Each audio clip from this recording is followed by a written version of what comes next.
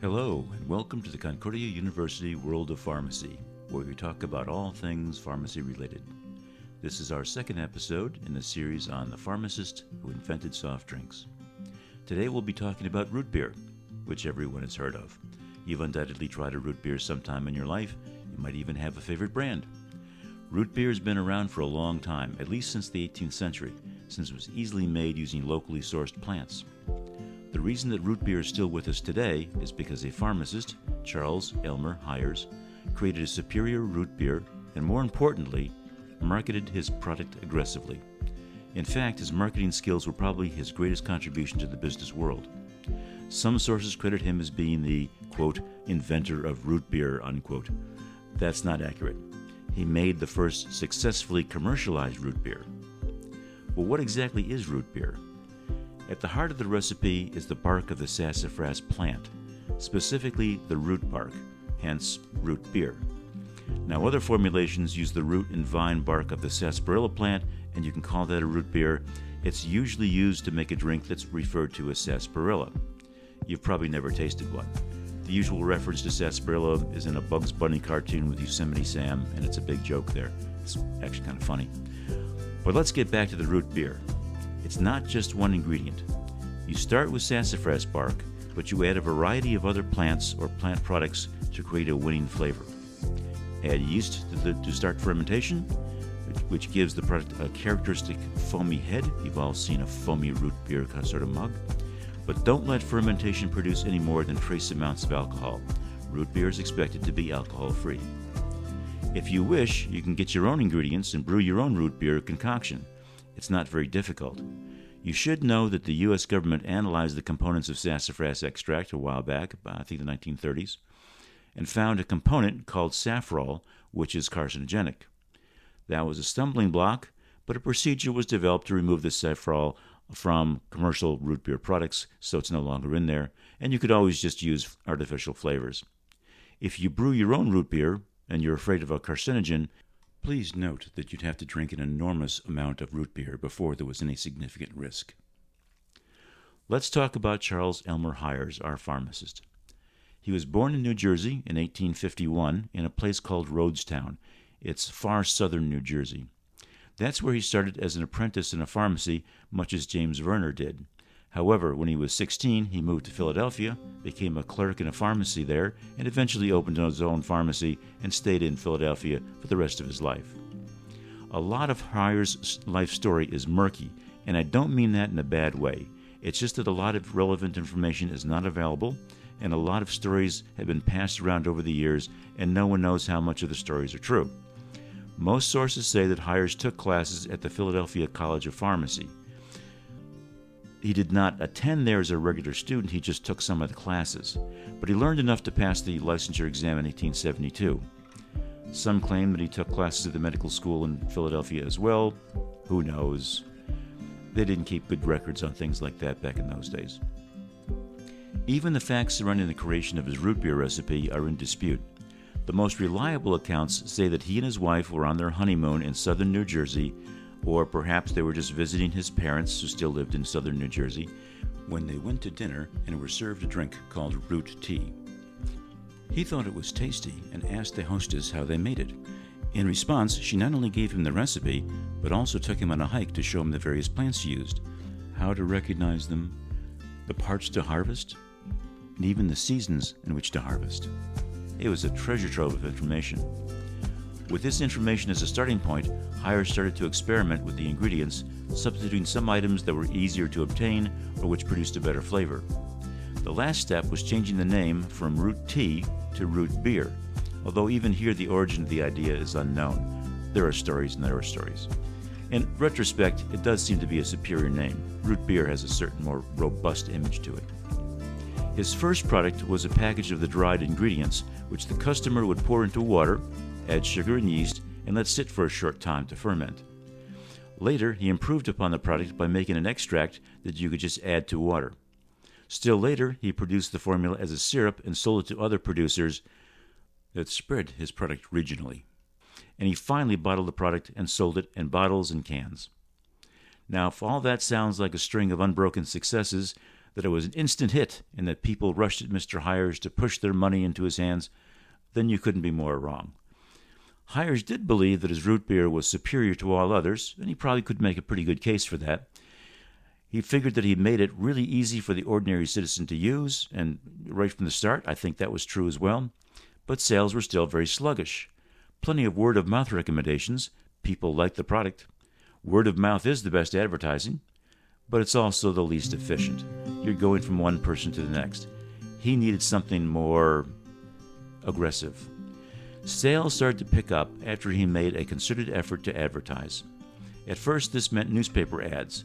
When he discovered the power of advertising, he went after it aggressively, sometimes taking out full-page ads in the newspapers, especially if the weather report predicted hot days ahead. Perfect weather for a glass of root beer. He produced clever posters, brochures, postcards, anything that he could put his name on, even souvenir items like beer mugs. We're accustomed to seeing such things in shops today with commercial logos on them, but Hires was one of the first to promote his root beer this way. Charles Hires left the pharmacy profession to devote all of his time to his root beer business and became a millionaire. The lesson that can be learned from his life is that producing a good product is wonderful, but if your customers don't know about it, how can they buy it? Advertising, marketing is vital to business success, a lesson that was not lost on our next soda pop pharmacists. This is especially true for Dr. Pepper, Coke, and Pepsi, which are the next three of our videos. The years of Prohibition in the United States, 1920 to 1933, were especially good for Hires root beer. They sold a lot of root beer to people that couldn't get a regular beer. Generally, other soda brands, too, at this time really prospered because, let's face it, what did you have? You couldn't get an alcoholic drink. You went with a soft drink.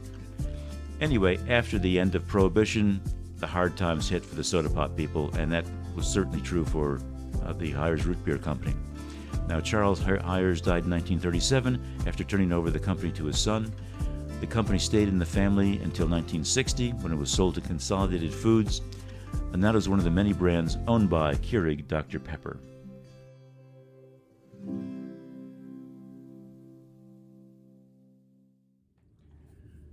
Now's the time for a taste test of Hires Root Beer, which is always my favorite part of the videotape.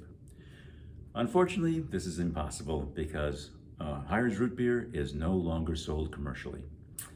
I've heard that you can still get the syrup for it if you want to brew up your own, but I'm not about to do that. So I'm sorry, I can't show you a real Hires Root Beer anymore, and I certainly can't do a taste test on it. Why is it not available anymore? Was it a bad root beer? No, not at all. I think it went off the market in about 2010, but I remember it from way back in the old days. Hires Root Beer was a good standard sort of root beer. Not exciting. Probably, if I was going to compare it to anything, I'd compare it to like the Mug root beer that's out there right now. I think Mug is owned by Pepsi right now, and that's still in the market. So that was comparable. Why is it then no longer available if it's a good root beer? Right now, the Hires Root Beer name is owned by Keurig Dr. Pepper, and that company also owns A&W Root Beer. You're probably familiar with A&W hamburger stand. And they also own IBC Root Beer. I have not had an IBC Root Beer. A&W is really quite good. And I think between the A&W and the IBC that they offer, they said, why bother with a third one? Let's just leave this one off. It's a perfectly reasonable decision on their part. Yeah, Hires was good. Maybe it'll be back in the future. I don't know. A&W was actually quite good. I really like that, especially with the frosty mugs that they would have. And well, I could go on and on about that. But we're asking here, what do we have to taste test today? Well, I could do any of several other root beers. I could do an A&W. After all, they're owned by the same company. But I don't care if it's owned by the same company. It's not like I own stock in Keurig Dr. Pepper or anything. So no, I'm not going to do that one. I prefer to do a different one. That is this guy. All right, this is, there we go. This is Sprecker's Root Beer. This is a local Wisconsin root beer. It's actually brewed just down the road from us a few miles, and the brewery down there was started by a nice fellow named Randy Sprecher. I knew him for many years. He's since retired, and he has sold his business to another group of investors. And I could say, well, I'll do this as a favor to Randy, but Randy no longer owns Sprecher's, and the new guys I haven't met, so I don't know them any, favors. The heck with that. However, it's a darn good root beer, and it deserves a little taste test of its own. Fortunately, I brought my own bottle opener on this. There we go. Let's give it a shot.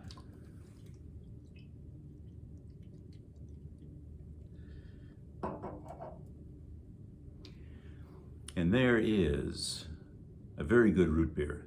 Once again, Sprecher's root beer.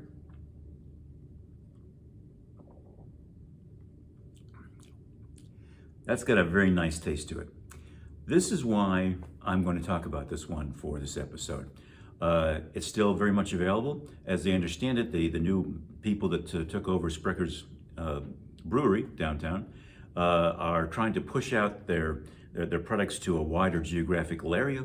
So maybe this is going to be available in your area pretty soon. They make very good beers as well, but they also have a wonderful soft drink line. There's other ones that I could talk about.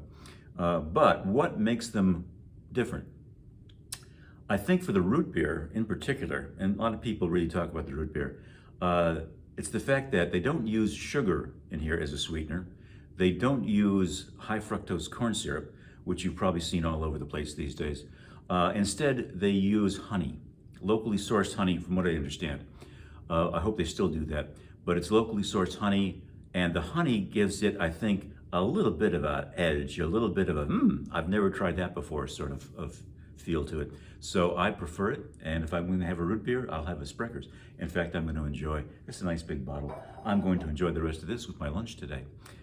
So that's my little reward. If you get right down to it, what I actually prefer is a birch beer. Now, a whole lot of people have not really heard of birch beer. What is that? It's made by fermentation of birch sap. All right, so it's a little bit more unusual, but that has a nice color to it, and it has a very distinct flavor. I recommend that. Hopefully, you want to try some of these varieties that are out there. There's lots and lots of root beers around of all sorts. It's pretty easy to brew up. Once again, A&W is very good. A lot of people swear by Barq's root beer, B-A-R-Q, Barq's, and that's a good one too. If you drink that one, be aware that Barq's root beer has caffeine. Typically, root beers do not. All right, so Barq's actually does have caffeine. On the other hand, their diet Barq's does not have caffeine. You just have to kind of read the label on these things, and hopefully you'll do that and find something that you really like.